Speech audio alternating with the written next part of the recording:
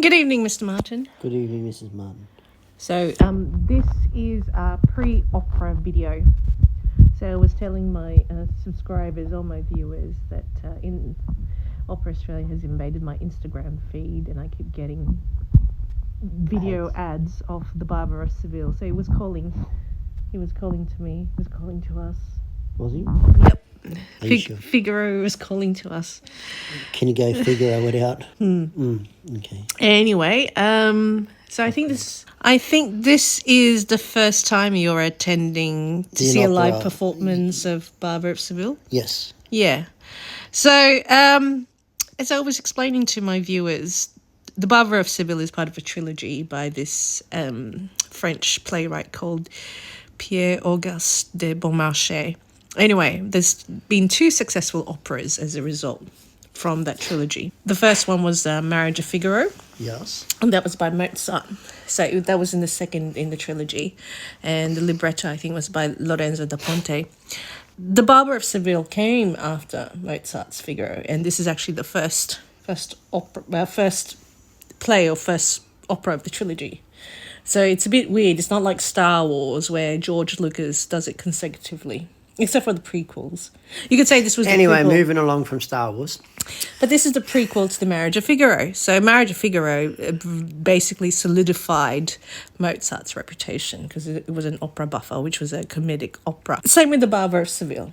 So it's a light-hearted poke and fun at the aristocracy of the time. Before we go to that one, the third opera or play of the trilogy was called La Mère Coupable, or The Guilty Mother, which is, it's so oppressive as a woman, you know. It's written from a male perspective, and women have to suffer the guilt.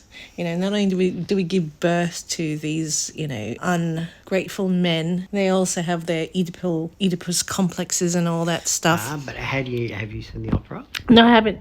So that. How do you know the opera isn't about the mother actually sacrificing her kids or something along those lines? Well, you know what? If Opera Australia decides to perform Darius Milhaud's Le Mère Coupable, maybe we should see it. Now, why I'm going through the trilogy and why I'm ranting on about the trilogy is because I looked at Wagner's The Ring. You know, you have the Ring cycle. And I remember meeting that bloke who used to be an opera singer with the Opera Australia. And he told me about, you know, you'd get people in the audience who'd be going from one opera house to the other, just basically doing a tour around the world following the Ring cycle. And I do wonder, because the Ring cycle to me, you know, has got that legendary Lord of the Rings kind of theme to it, whereas the Beaumarchais trilogy is more, you know, funny, it's comedic, it's a bit of light-hearted fun, and I do like my operas to be light-hearted fun. And that's how I see things. Why should I go to an opera or a play and be depressed by the end of this? Because some of them were depressing. They are depressing, and for me, it's like, do I want to pay the privilege of several $100s? So at the end of the night, I'm thinking, depressed. I'm very depressed, and I need to see a therapist to unpack all the emotions in that opera. Look at all those type plays and stuff like that. They would be written that way for a reason. Do you remember our spook friend? Apparently she told me she and her daughter went to the War Horse. Geez, they were very depressed by the end of that.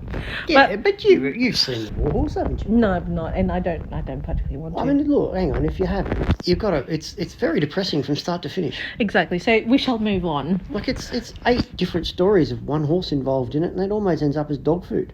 Well, technically speaking, and popularly speaking, that's how they do tend to end up as. But anyway. Yeah, but this was because it was a war horse. They'd never brought their horses back from France.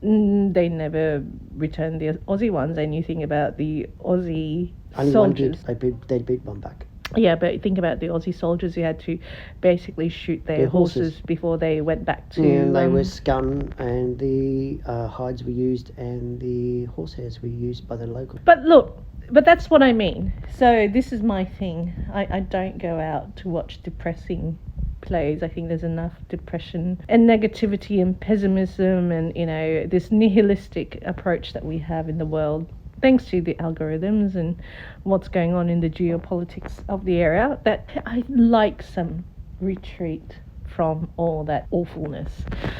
So, in terms of my Beaumarchais trilogy, Go watch Mrs. Doubtfire then. and you know what happened to Robin, the poor late Robin Williams. But I'm digressing. So I'm thinking. You are digressing. So I am suggesting to Opera Australia. You've got 2 out of 3 operas that are hit classics. You've got The Barber of Seville. You've got The Marriage of Figaro. La Mère Coupable could join the trilogy, and it would be like the Star Wars trilogy. And admittedly, I haven't watched La Mère Coupable, and maybe there's something going on there, that hasn't really caught the public. I think it was premiered in the 1960s, so very much a modern opera. The Marriage of Figaro was very successful because as a Beaumarchais play, it followed pre-revolutionary criticism of the aristocracy in France. And this is another point I wanted to make. There is a long back history when it comes to operas, honey. Seville. Why is it that practically the popular operas around make and poke fun at the city of Seville? You've got Figaro from Seville. You've got Don Giovanni, another Mozart opera, who ends up in Seville or has more than 1,000 women who come from Spain. And then you've got Carmen from Seville, again from Bizet. What is that fascination with Seville? Is it Canberra or something of the opera world, or Yeah, the I don't DC? know. I don't know if Canberra would be the best description. I mean, look, let's face it. They just poke fun of Seville. It's like all these awful characters, all these funny characters come from Seville. It's like, what is going on with the Sevillian waters? Is it like the arse end of Europe or something? And I feel sorry for the Sevillanos as a result. All these really popular operas are kind of set in Seville or have some civilian connection. So that's my thing. Okay, so we are off to the opera. So as I said, this is the pre-talk, because they always have pre-discussions of the operas, but we're not going to go there. Figaro, one of the most famous arias of Figaro, or the Barber of Seville, is Largo al factotum. And you will clearly know what the music is when you hear it, because, it's appeared in ads and all that stuff. A factotum is... A what? Is a dog's body. He does everything. Yeah, no, but what did you just say? Factotum. It's Latin. Largo al factotum. And you are here, you are complaining to me. No, you are justifying to me that, hey, honey, I can watch an Italian opera. Okay. Largo al factotum. And the thing about Rossini is most of his hit arias come at the very beginning of the opera. So maybe, unlike Mozart, you think, well, what are the other classic hits I'm going to hear for the rest of the opera once Largo al factotum is done? And it's a bit... When our mates said, well, La Traviata is showing, I said, well, apart from Brindisi, what else is there to listen to? So, when you go to opera, obviously it's a cultural experience, there's a bit of theatre involved, but there's also the music, the classic hits, the classic songs, and you think, well, there aren't too many popular songs in that opera, so am I just going to sit there for the next 2.5 hours, and whether they do the story justice and just listen to the rendition of sentences in arias on and on and on? Because that was one criticism of a friend of mine. Says, well, they just keep saying the same word over and over again in different tones in different songs. It's like, I'd rather watch the ballet. I'm the opposite to her, obviously, because I find ballet rather mute. Well, they don't say much. No, they don't say much, and I'm not into their physics as such, but I do appreciate the athleticism of the ballet dancers. I'm just not sure about the art form itself. It's another form of dance. It is another form of dance, and opera is more my thing because there is drama involved. The issues I can come up with when it comes to the Barber of Seville. So, Largo al factotum is where Figaro rants and say, I'm il barbiere de qualità. I'm the barber of quality, because he used to be the valet of the count.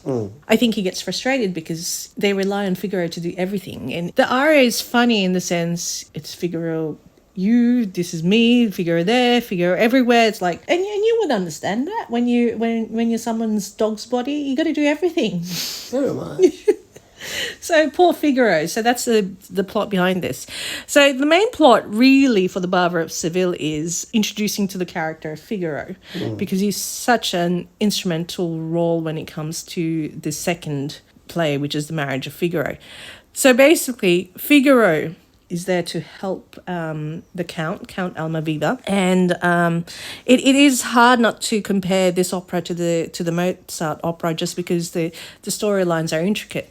Count Almaviva is trying to woo this ward called Rossina. Not his ward, but somebody else's ward. The Guardian actually has interests on Rossina, and there is the plot. Here it is. Almaviva is wealthy, stealthy, and head over heels. Rossina is witty, pretty, and just a smitten. Now, in the second play, The Marriage of Figaro, the marriage between Almaviva and Rossina has somewhat soured, and The Marriage of Figaro, as the opera suggests, it's about the marriage of Figaro, and Almaviva is actually interested in Figaro's fiancé. So it's almost like the noblesse oblige there, that, you know, the droit de seigneur, where if you're a feudal lord somewhere, you have the first right to deflower your servant's betrothed.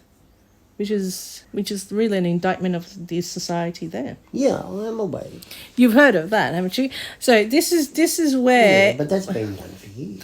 Well, are we just mere chattels to aristocrats? And I think the Scottish did it at one stage there in Scotland to try and breed out the English did it to breed out the Scottish. Well, who knows? But my point is, it's so interesting comparing this play, the plot of this play, where Figaro is trying to help his boss, join his wife. And then in the second opera, it's like Figaro is trying to ensure his boss does not get on with his wife. And I think in the third plot of the trilogy, in the third play, it's actually... And I'm digressing here. Rossina actually gets on with one of the soldiers, Cherubino, and I think she was supposed to be hearing his child. Anyway, so that's just the complexity of it. So apparently it took Rossini 13 days to write it. So it's fantastic. I suppose it's like writing, when you're in a wave or on the crest of a wave, you just write constantly until you finish it. And then you guess you play-wise, you'll be setting up your set directions. Well, exactly. So, I mean, sometimes in that frenzy where you just write and all your thoughts come out and your juices flow, the creative juices flow, you catch that wave. Anyway, from my understanding, the costume and the set design is supposed to be set in the 1920s from the video I sent you. Did you watch it? Yes, I saw some of it. So it's post-war. I think it must be 1920s because, you had some of the flapper styles. It hasn't done the roaring 30s stuff. The roaring 20s. You mean? No, the 30s, where they did the what do you call those things? The weird hats and the shimmery dresses. dresses. That was 1920s, the flapper style. Anyway. Point is, interwar... Yeah, it's between wars. Yeah, interwar fashion. And somebody was wearing the Anzac hat, so that was a bit of a nod. And I thought how they did the set design was, you had the upper level, so it's like almost the interior of a Victorian house. It was upstairs or parts of that. In that sense, I don't mind seeing this type of production because it's true that it is a Victorian terrace house set in, I reckon, Melbourne. That it does, nod to that bit of Aussie culture. It's almost like Miss Fisher's Murder Mysteries, really. They'd almost be going down the same path as like the Summer of the 17th Doll and all that post First World War. Well, I'm also thinking about some of the Uncle Vanya I watched at the Sydney Theatre, and that's a very long time ago. Anyway, so our conductor apparently is Daniel Smith. The set design is Michael Yegan, and the costume design is Donna Granata. Director is Elijah Mushinsky. More interested in the set and the costumes. And obviously the lighting design is by Howard Harrison, and the revival director is Heather Fairbairn. All right, so Figaro is Samuel Dale Johnson, and he's playing the whole season for it, or the entire of its run. Our Rossina would be Serena Malfi. The Count Almaviva would be John Lonmuir. Dr. Bartolo is Andrew Morin. Don Basilio is David Parkin. And at the same time, there are two operas currently running. Cinderella and La Traviata. And I'm just thinking, why don't they just have The Marriage of Figaro on at the same time? So, no, it's like a 2-for-1 deal for concert goers or opera goers. You know, you watch Barber of Seville one night, and then the following night you've watched The Marriage of Figaro.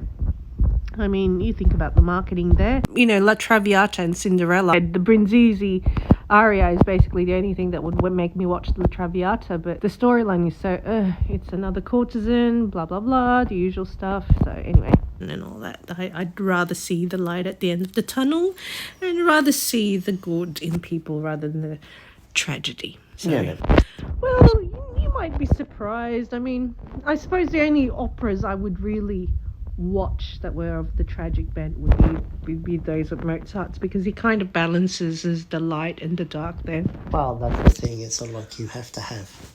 Yeah, so these are just some of the photos from the production. Funnily enough, it's actually set in a barber shop. And that's what I wanted to say about barbers in general, because in those days, the barber was like the dentist, was also like a surgeon. So barbers weren't such the humble professions that we may consider now. And don't forget, barbers had insight in, you know, all these powerful people would go have a shave or have a haircut. Gossip. They'd be like, yeah. Gossip.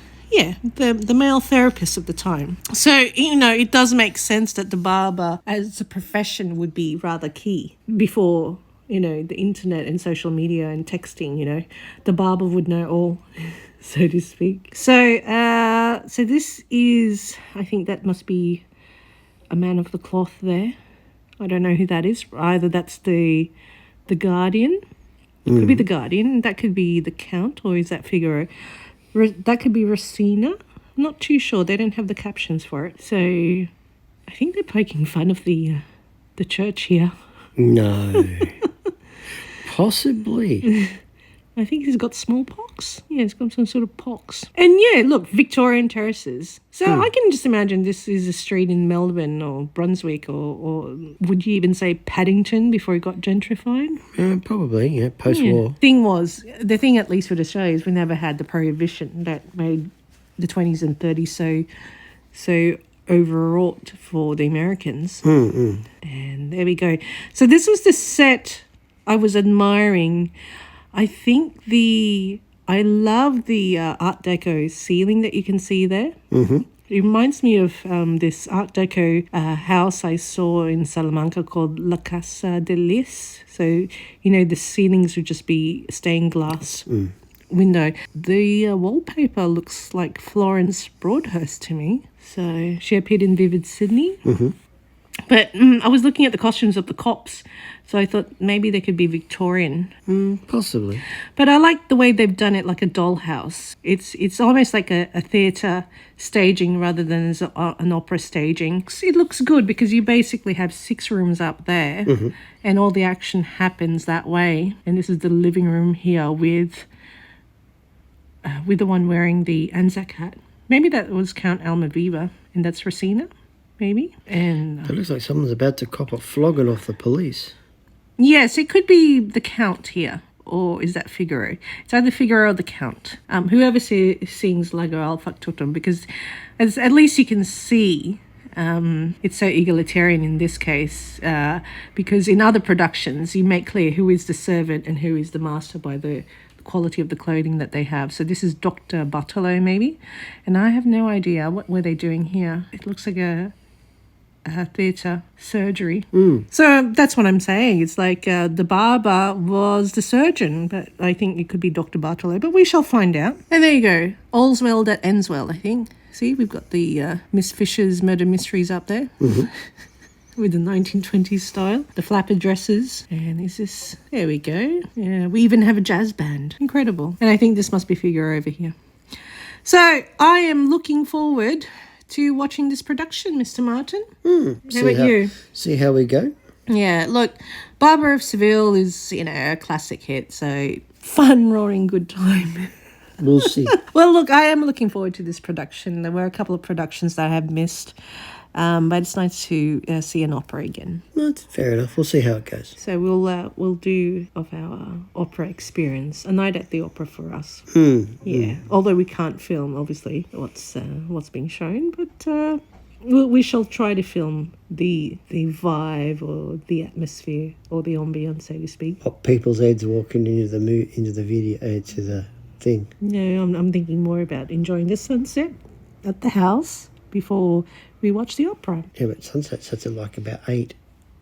I'll be inside the show by then. Well, yeah, I suppose so.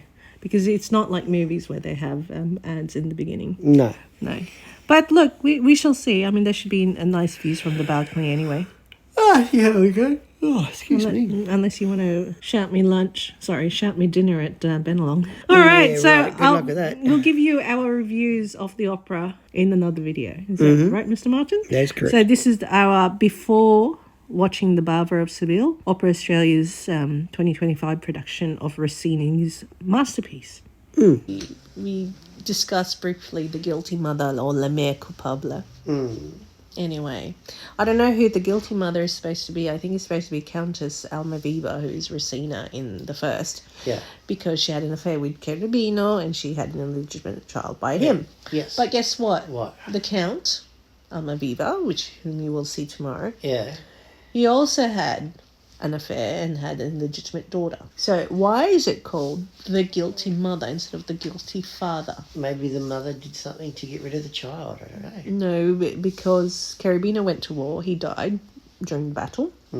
And so for the last 20 years, Leon, who's supposed to be their son, has grown up, but the Count was always suspicious that he wasn't his. So why is it called the guilty mother and not the guilty father or the guilty parents? But reading the summary of the opera's plot, the illegitimate daughter and the illegitimate son eventually marry each other. So all's well that ends well. But as I said, this is what happens when you live under the patriarchy. It's always the mother's fault when it isn't. Let's face it, the Count was pretty horny in the marriage of Figaro, and he was trying to get into Figaro's wives, Yeah. Exactly. So this is, more operas should be written by women. Why don't you write one? I tried to, but, I was a bit discouraged. But there you go, the La Mère Coupable, which is the third one in Beaumarchais' trilogy, doesn't really bode well for women. The Count has an affair, has a child, but, he's a Count, so he's okay. It doesn't count. It doesn't count. He's got noble pride, but not vanity, except, he just has affairs everywhere, here and there. Whereas a woman has an affair, and she's now guilty. I just like that. Just letting you know. That's good. All right. Bye. Bye.